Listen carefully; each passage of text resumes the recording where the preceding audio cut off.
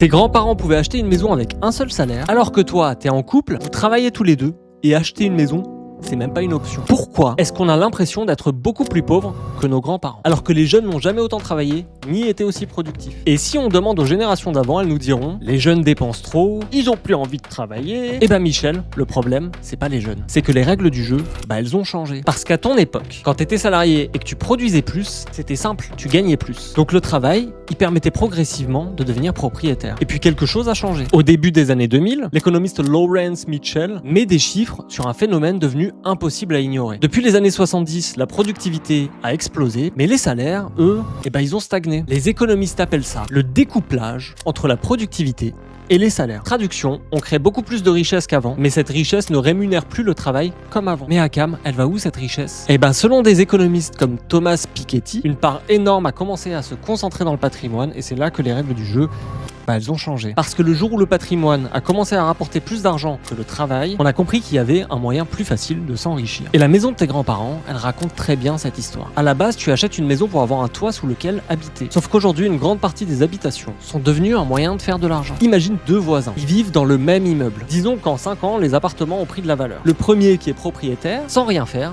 il a gagné de l'argent. Et le deuxième qui est locataire, sans rien faire non plus, il a perdu de l'argent. Et en plus, s'il voulait acheter son appartement, c'est mort. Ils ont tous les deux vécu le même événement, mais pas la même réalité. Maintenant, je vais vous donner une stat que je trouve absolument effrayante. D'après l'INSEE, environ 3,5% des ménages détiennent la moitié des logements mis en location. Autrement dit, une minorité possède une grande partie des biens, pendant que la majorité travaille pour y accéder. Et plus les prix montent, plus ceux qui possèdent accumulent, pendant que ceux qui vivent de leur salaire courent après une ligne d'arrivée qui recule. Alors pendant qu'on passe notre temps à parler d'immigration, on regarde l'arbre qui cache la forêt. Puisque la véritable fracture de notre époque, elle oppose ceux dont le travail crée de la richesse à ceux dont le patrimoine la capte. Et ça marche aussi avec les entreprises. Tes grands-parents travaillaient pour acheter une maison, alors que toi, t'as une chance sur deux de sacrifier ta vie à travailler pour donner ton argent à quelqu'un qui n'a aucune idée de ce que travailler signifie. C'était Akam, abonne-toi.